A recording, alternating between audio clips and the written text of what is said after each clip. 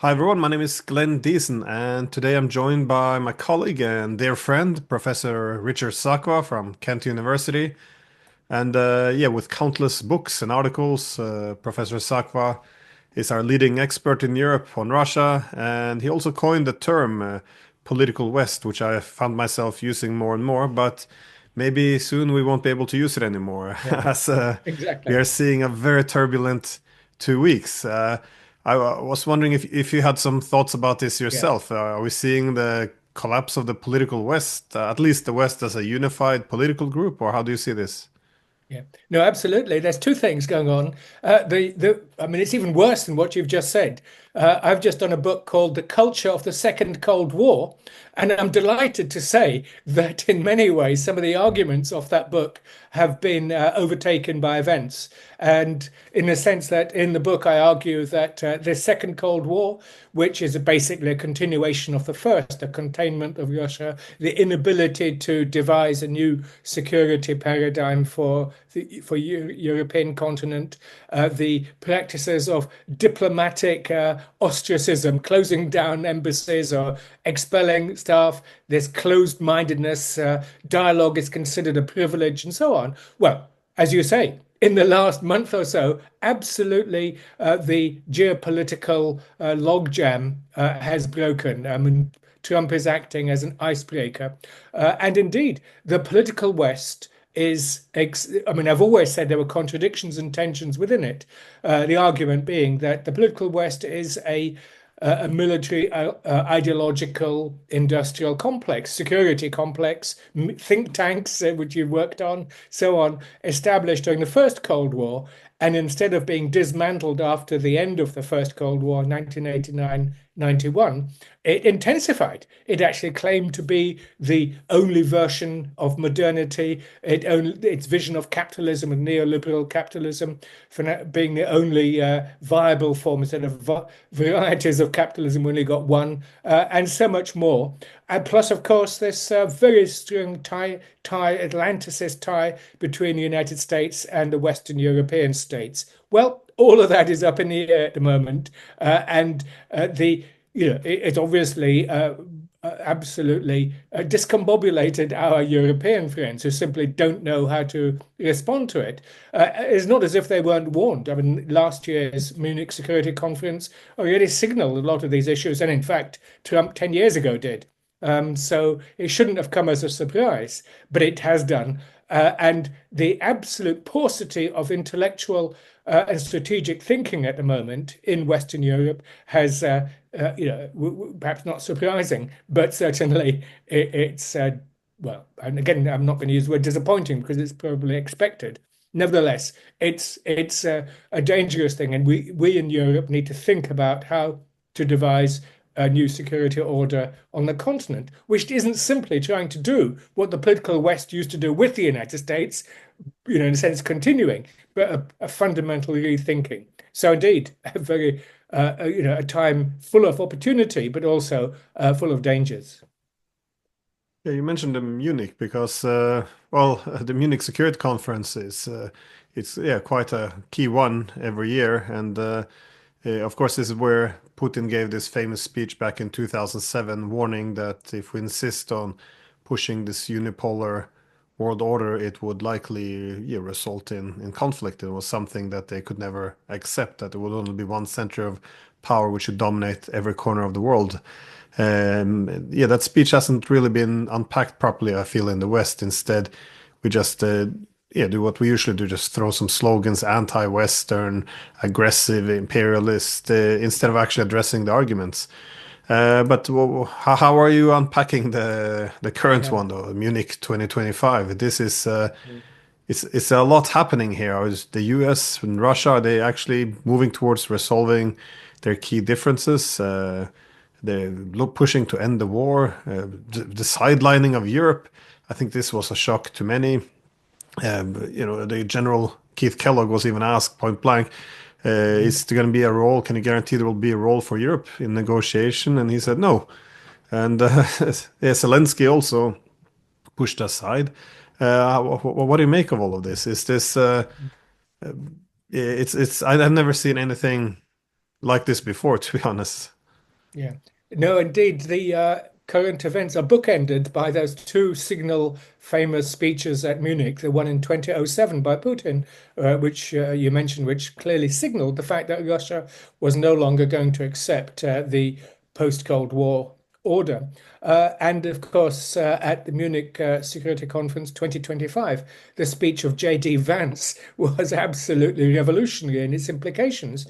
Above all, because it said to the Western powers, to the political West, live up to your own standards. Don't go about cancelling elections. Don't go about denigrating freedom of speech. Of course, we don't have to agree with all of it, but it signals the fact the United States putting itself at the head of well, as I put it, the conservative thinking about international politics, the return to the nation state as the major instrument. And of course, that opens the door to democratization because democracy, political parties, ideological programs, as mainly focused in terms of the democratic process in a nation state.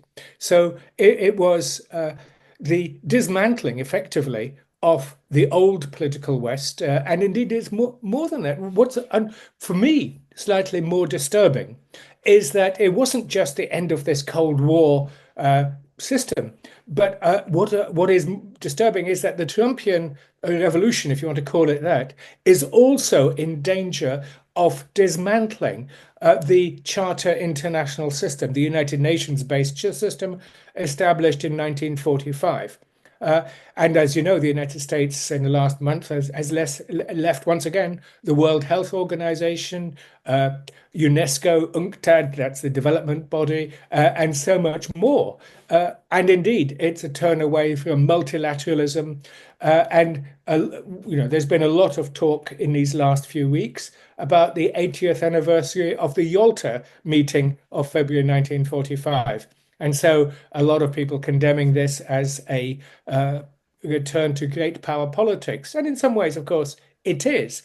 But Yalta was, interestingly enough, more complex than that because at Yalta, the fundamental decisions were taken about the United Nations. So the great powers came together, yes, to work amongst themselves on a more cooperative, peaceful basis. And of course, it didn't last, but also to establish this charter system. So the Trumpian revolution, if we can call it that, is dismantling some things which, which I think is important to be dismantled, which is the political West, because it locked and froze European and global politics in a Cold War stance. But unfortunately, this act of destruction may bring down more than we would like to see dismantled at this time, leaving aside quite apart from dismantling the administrative state within the United States, which of course is a matter of huge concern to a lot of people. Maybe some cuts were needed, but clearly the way this is happening is basically arguing that a modern administrative state is an incubus, a parasite upon society, which is nonsense. We need the modern state to provide National Park Service, health services, Medicaid, and so much more in the United States. So, yeah, and that's why you can see analysis of what's going on can approach from different angles. Our angle is a geopolitical one. Yep, it's good to see movement finally, but many other things going on as well.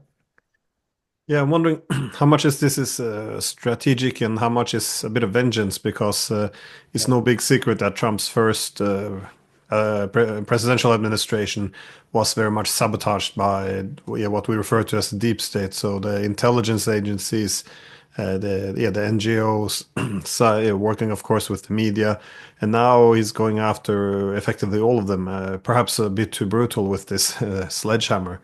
But I was curious though because the yeah, as you mentioned, this is a collapse. Well, it could collapse the whole European security system, but also it could collapse something more, the United Nations, which I hope that would be a true disaster as the main representative of international law. But Marco Rubio, he gave a while ago this well, what I thought was a incredibly fascinating interview with Megyn Kelly, where he argued that the unipolarity was over. We're now this was always going to be temporary. It was unusual and abnormality. Now we are going back to multipolarity, and What does this all really mean, though? Because we have to keep in mind that if we wanted multipolarity, we would have embraced Gorbachev's common European home. The whole purpose of NATO expansionism, it was a manifestation of this unipolar objective that is a hegemonic system globally, global primacy. And in Europe, it meant the collective hegemony of the West, where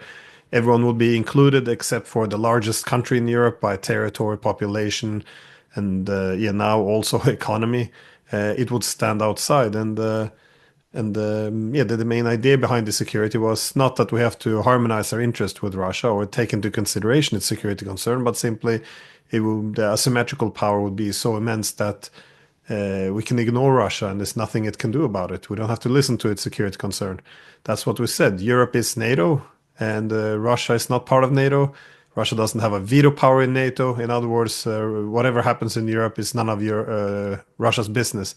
This obviously is a very can only be sustained under a very unipolar international distribution of power. But now, if they're recognizing that this is over, we're gonna have to, accept multipolarity. Of course, there's different approaches you can take. On one hand, multipolarity might mean that you're just trying to snatch the Russians away from the Chinese and go after them, and then take out the Russians, trying to restore it. Or it just might mean that they're going to have to accept security on a different premise. That is, security in which the great powers have to yeah, pursue indivisible security. That is, not expand their security at the expense of others.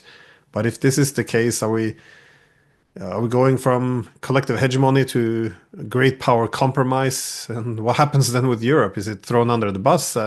It's all, given that this is all happening very fast, what are the implications? If they are genuine, though, that they recognize that the unipolar moment is over. Yeah, that interview of Marco Rubio with Megyn Kelly was fascinating for the reasons you outline.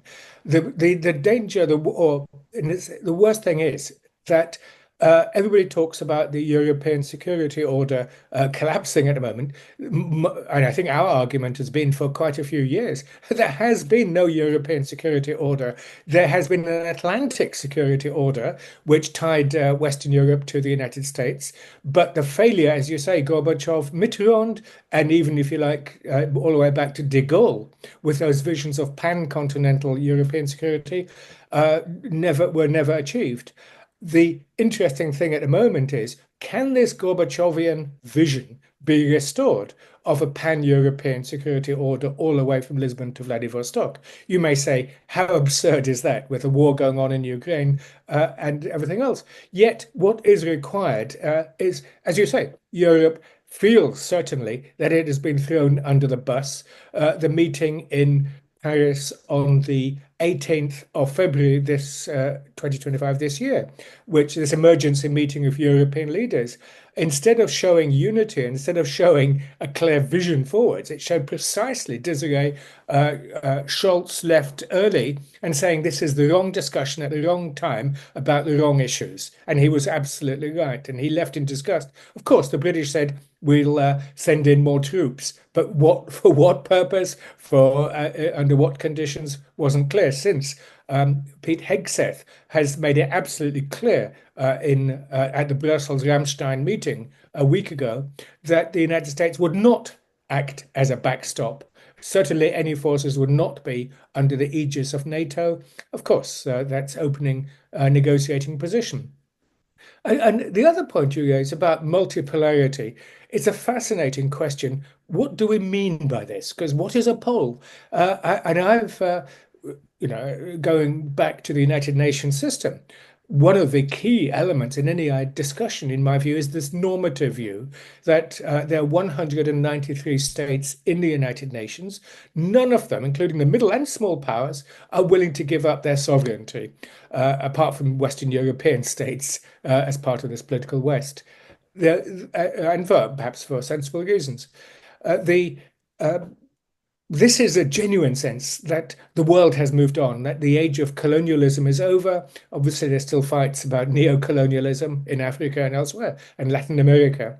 But in other words, this charter system, the system established after 1945, has matured. So multipolarity in that normative sense equality in international law is absolutely well established now, and people are fighting for it. Of course, the second definition of multipolarity is the enormous shift of economic and indeed military power to the east and above all to China. And China has certainly emerged as a major global power. But it's interesting in all these recent discussions how quiet China has been. It seems a sensible strategy. It's biding its time, and it doesn't want to get involved in what are going to be very bitter negotiations here. And of course, the third definition of multipolarity is the one you allude to at the end, which is simply these great powers throwing their weight about. Various condominiums, Yalta has been talked about a lot, and indeed Munich in the bad sense, 1938 has been talked about a lot, appeasement and concessions. But as Ian Proud and others have said, the only concessions made so far is to reality. That this is that the West is the military situation in Ukraine, for example, is unlikely to be more advantageous to the Western position, to Ukrainian position, however many more arms and soldiers you send in there, unless we really want to escalate to the level of a Third World War. And indeed, and this is something very important, I think, that the sort of dismissal of the dangers of nuclear war in so much Western analysis is quite shocking. It's so shocking that they've lost their strategic sense of strategic danger. Oh, there's a marvelous article just come out by Theodore Postel from MIT just today. I saw it. 180 megaton bomb dropping over Detroit and the effects of it. We're talking about everything incinerated within a 50-mile radius, and it'll destroy Washington D.C. Several hundred miles away. It's so awful. And of course, you could say it's nuclear blackmail. Well, it's the reality of our times. Unfortunately, in the 80 years since the 1945, we live in the nuclear age. We cannot get away with it. And therefore, you don't really escalate a war with a nuclear power. And even Biden and his team understood that. But so many Western European commentators, and we're the ones who would more likely suffer in the first instance, even if tactical nuclear weapons are used. Yeah, no, I spoke to Ted Postel a while ago on Oh, a program like this, and he was also making this point that is sending these new missiles to Germany, how incredibly dangerous that would be, and well, we also talked about the issues of how the fear of nuclear weapons seemingly gone more in Europe than in the United States, and on the European continent now it's common to dismiss the whole concept of nuclear deterrent, and we call it nuclear blackmail, in which is immoral. If we respect the nuclear deterrent of Russia, we're allowing them to bully us with nuclear blackmail. I mean, this is really wild. This is pressuring the Russians to reduce the threshold, and indeed they did change the nuclear doctrine for this reason as well. Well, part of it was this, but I thought it was interesting what you said with this. With multipolarity or unipolarity as both norm and economic, because normatively there was other speeches given there in at the Munich Security Conference. I think the Americans sucked all the energy all the oxygen out of the room with this incredible speeches, but with India as well, the Indian foreign minister was making the same point. Why are the Europeans think they can come to India and interfere in the domestic affair, begin to work closely with the opposition, finance different groups which are anti-government. They said, if we did this only a fraction of what you do in our country, you would all be up in arms. And it's correct. We would call it hybrid war. We would call it every word in the dictionary. This is, and still, it's very unproblematic if it goes the other way. And this is this sovereign inequality. This one set of rules for us and one for other for you, based on how much sovereignty you're supposed to have. This is very much not just from colonial era, but this is also very important part of the unipolar system, because you can only have a unipolar system if one side has full sovereignty and limited for the rest. But for the Europeans, you mentioned that they're doing this. Well, Scholz said that these are the wrong solutions and the wrong discussions. Part of the reasons why the Europeans have become so incredibly dependent on the United States and so submissive to the point that we're now, licking the boot, which is kicking us.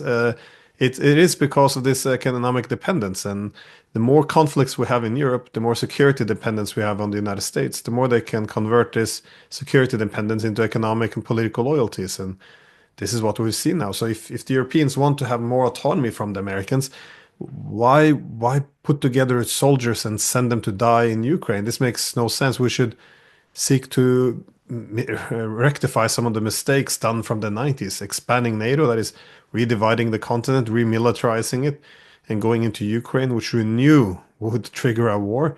This is only going to diminish the economic competitiveness of Europe. We should diversify. This means we have to try to kiss and make up with the Russians, also cooperate with the Chinese. Also, of course, not give up on cooperation with America, but again, diversify. We're doing exactly the opposite, and we're assuming we become less independent. It's a very strange. Again, this is a continent where Kissinger was born. This is the continent where so many of the great geopolitical thinkers come from. And yeah, when I saw the leaders in Paris just running around, no Mm. one's able to formulate a coherent argument. No one can agree on anything. How can this be explained? This complete absence of strategic thinking. It's a bit shocking, and I think the whole world is a bit bewildered when they look at what's going on with the Europeans, though. Yeah. It begins with, as you said, on the nuclear question, a strategic irresponsibility, because for so long, strategic thinking has been outsourced to Washington, is that this new generation of leaders have become more papist than the Pope in terms of commitment to an alliance system that has clearly outrun its usefulness. I mean, Washington has been signaling this for years. Barack Obama said, well, you should take more responsibility for your own security. Robert Gates, in a famous speech in 2011, he was the US Defense Secretary at the time, said, we're tired of supporting you. Today, the European Union has got a total GDP of about $19 trillion. One would have thought, the second largest, well, along with China, in the world, one would have thought together that some sort of military presence. But of course, the paradoxical thing is that the United Kingdom, in particular, when in NATO and in the European Union, when it was a member, absolutely blocked any discussion of Europe developing a much more sustained common foreign and defense policy. Anything outside of NATO, anything independent of Washington. And now London has turned out to be the most passionate advocate of precisely what it has been trying to block since the end of the Second World War. Can I just go back to, before going back to Europe, a comment about the speech by the Indian Foreign Minister, Jaishankar, at the Munich Security, and as you say, so many other good speeches. In addition to what he said about the interference, one of the themes at Munich was this degradation of democracy. Well, they should know about it with the cancelling of the elections in Romania and other parts. But he made the point I thought was important.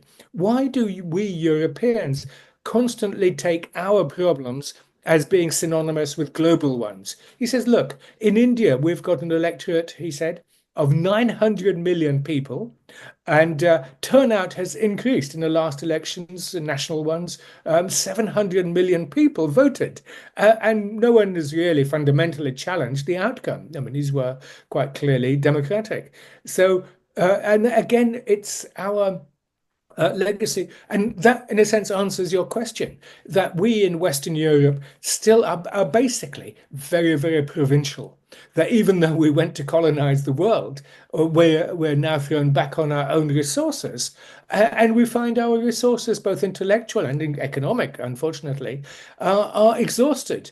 And the total intellectual and strategic sterility of the debate in Europe leaves not just most of the global south as speechless but not surprised, because they expect the global north to behave in this way. So we have such a high vision of ourselves. Yet, of course, the rest of the world, again, and when we come to the Ukraine war, they say, you guys in Europe, what's the matter with you? You guys, you had your First World War, you had your Second World War. Can you never learn? Can you never learn to establish and build a genuine peace system on on the old continent, as we call it?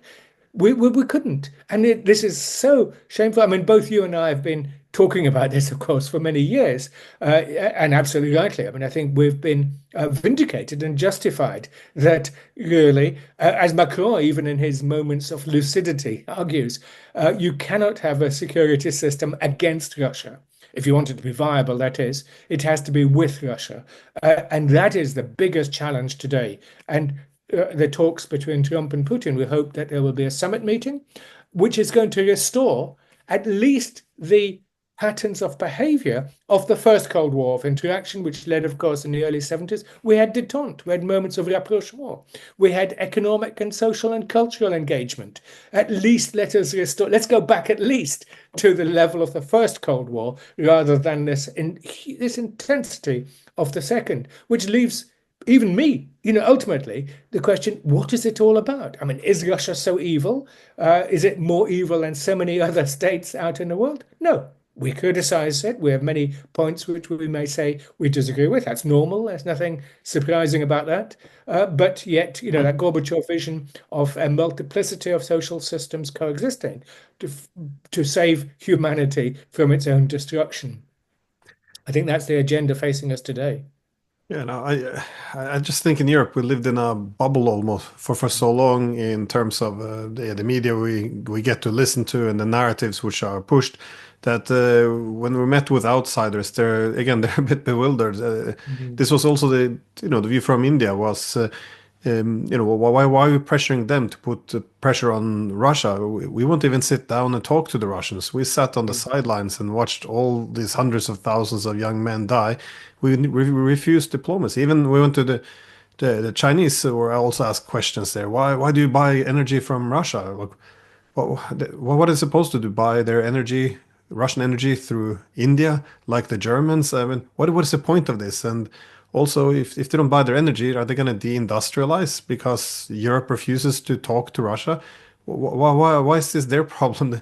It's just they look a bit taken back when we frame it in this way. But just on your point, I think this is one of the reasons why the Europeans are also a bit concerned about the Ukraine war ending, because if the Americans can pull out of Ukraine, they will also pull out of Europe, and that's. Yeah, I guess that would diminish the geopolitical relevance of the continent even further. Although it could be an opportunity. I remember in the 90s, the Russians looked at the EU as good Europe and NATO as bad Europe. And now, of course, the Europeans seems to have gone off the deep end, while the Americans are starting to come around. But just have a final question, which is this idea of what is required for a peace between the Russians and now the Russians and Americans are first negotiating the first round, but they both seem to argue that they need a permanent solution which address the Mm. underlying issues. Does this mean addressing the entire security architecture and also the key demands which America, or at least Hegseth suggested America would meet, which is no NATO expansion to Ukraine. Territories have been lost. There will be concessions made. No security guarantees with American troops, and even Russia's demand for regime change. I guess over the past 48 hours, the Trump administration has gone out very hard in terms of challenging the legitimacy of Zelensky, effectively telling more or less indirectly the Ukrainians, if you want a seat at the table to negotiate, you're going to have to get rid of Zelensky because we consider him not legitimate. I mean, this is what do you think is required for a peace? Yeah. Just to say one thing, just finish off the earlier bit, just to say that paradoxically, again, we have the NATOization of the European Union just at the moment when NATO is with America's shift. I mean, it will remain in NATO for the time being, but it will not be the same beast as before.